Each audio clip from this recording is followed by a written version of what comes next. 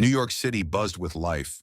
Honking cars, bustling pedestrians, and the distant hum of helicopters filled the air.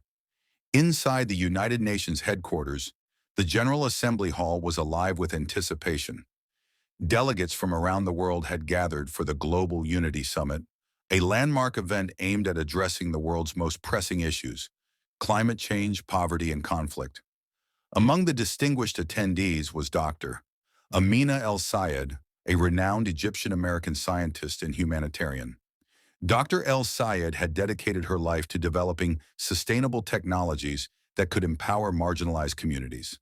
Her groundbreaking work in renewable energy had earned her numerous accolades, but it was her strong dedication to social justice that truly set her apart. Today, she was scheduled to present her latest initiative, a global network of solar-powered water purification systems designed to provide clean drinking water to millions.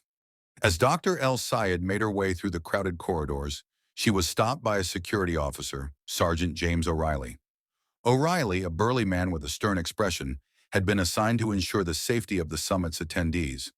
However, his approach was anything but welcoming. "Excuse me, ma'am," O'Reilly said, stepping in front of Dr. El-Sayed. "This area is restricted. Only authorized personnel are allowed beyond this point." Dr. El-Sayed smiled politely and reached for her badge. "I'm Dr. Amina El-Sayed. I'm here to present at the summit." O'Reilly glanced at her badge briefly before shaking his head. "This doesn't look right. Where'd you get this? Some online store?" A small crowd began to gather, drawn by the escalating tension. Among the onlookers was Marcus Johnson, a prominent journalist who had covered Dr. El-Sayed's work extensively. Recognizing her immediately, he furrowed his brow and approached, his journalist instincts kicking in. "What's going on here?" Marcus asked, his voice cutting through the tension. O'Reilly turned to him, irritation evident. "Just handling a security situation, sir." "This woman claims she's a presenter, but her story doesn't add up." Marcus's eyes widened as he looked at Dr. El-Sayed and then back at O'Reilly. "Claims? Do you have any idea who this is?" O'Reilly raised an eyebrow. "Should I?" "This is Dr. Amina El-Sayed," Marcus said, his tone sharp. "She's one of the most respected figures in science and humanitarian work. She's revolutionized renewable energy and received numerous awards for her contributions to global sustainability. If anyone belongs here, it's her." The crowd murmured, some pulling out their phones to record the interaction. O'Reilly's confidence wavered. "That's not what her badge looked like to me," he muttered defensively. Marcus crossed his arms. "Maybe that's because you didn't bother to check properly. Or maybe you assumed she couldn't be who she said she was because of how she looks. Either way, you owe her an apology." Before O'Reilly could respond, the UN Secretary General, Maria Gonzalez, arrived, alerted by the commotion. Spotting Dr. El-Sayed, her face lit up with recognition. "Dr. El-Sayed, my apologies for the delay. Is everything all right?" Maria asked. Dr. El-Sayed nodded, though her expression carried a hint of frustration. "There seems to have been a misunderstanding, Madam Secretary General. Officer O'Reilly here didn't think I looked the part of a presenter." Maria's face darkened as she turned to O'Reilly. "Officer Dr. El-Sayed is a keynote speaker at today's summit. She's not only a scientist but a pioneer in the field. I expect better judgment from my staff."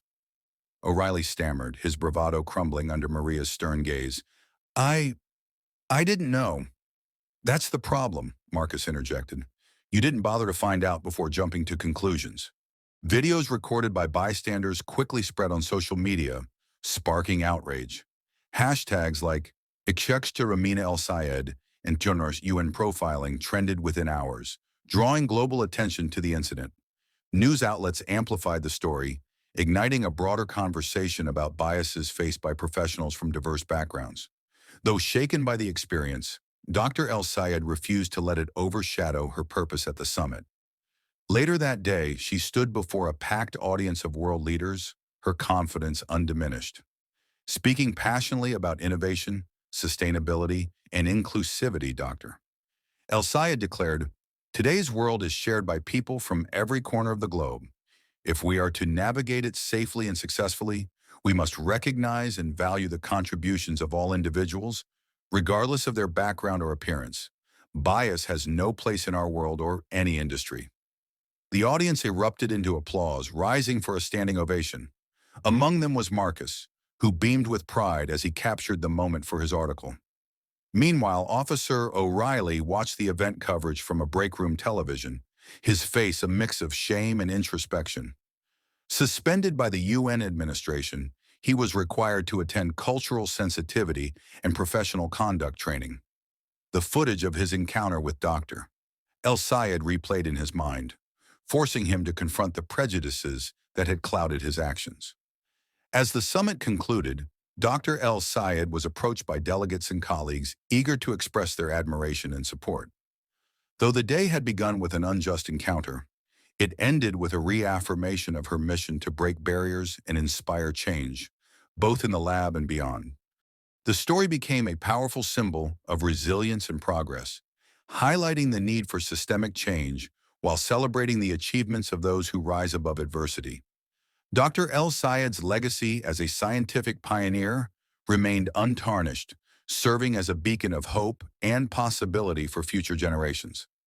As the summit came to an end, Dr. Amina El-Sayed felt a wave of emotions wash over her. The events of the day had tested her patience and resolve, yet the overwhelming support from her peers and the public had reaffirmed her commitment to her mission. She had always believed in the power of science to bring people together, to bridge cultures and continents. Now she was reminded that the true strength of the world lay in its ability to learn, evolve, and embrace diversity. As Dr. El-Sayed prepared to leave the venue, she was approached by a group of young students, their eyes wide with admiration. One of them, a young girl from Egypt, nervously stepped forward. "Dr. El-Sayed," she began, her voice trembling, "you've been such an inspiration to me. Seeing someone who looks like me achieve so much gives me hope that I can do it too." Dr. El-Sayed smiled warmly, her heart swelling with pride. She placed a reassuring hand on the girl's shoulder. "Never let anyone tell you that you don't belong," she said. "You have every right to chase your dreams, and you'll find that the world is open to anyone brave enough to soar." The girl nodded, tears of gratitude brimming in her eyes as the group took a photo with Dr. El-Sayed, a moment they would cherish forever. In the days that followed, the incident at the UN continued to make waves. News outlets carried interviews with Dr. El-Sayed, Marcus Johnson, and experts who emphasized the importance of addressing biases in global institutions. The story sparked widespread discussions about inclusivity, professionalism, and the challenges faced by underrepresented groups in various fields. Dr. El-Sayed's words at the summit, "Bias has no place in our world," became a rallying cry for change. Meanwhile, Officer O'Reilly underwent his mandated training with a mix of reluctance and reflection. He was paired with a mentor who guided him through exercises and discussions designed to challenge his preconceived notions. Over time, O'Reilly began to see the world through a broader lens, recognizing the damage his actions had caused not just to individuals like Dr. El-Sayed, but to the trust and unity that should define a shared space like the UN. O'Reilly decided to take responsibility for his mistakes. During a meeting with the UN staff, he publicly apologized to Dr. El-Sayed, who graciously accepted the gesture. "It takes courage to admit when you're wrong," Dr. El-Sayed said. "What matters now is what you do moving forward months later." Dr. El-Sayed returned to the UN headquarters, this time greeted with respect and admiration from staff and delegates alike. The changes sparked by the incident were already evident.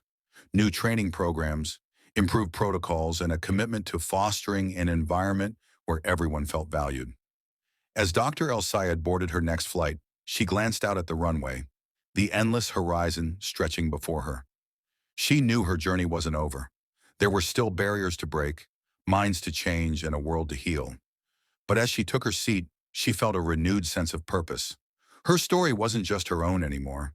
It belonged to everyone who dared to dream, who refused to give up, and who believed that the world could be better. With steady hands and an unwavering heart, Dr. Amina El-Sayed prepared for takeoff, the promise of a brighter, more inclusive future guiding her forward.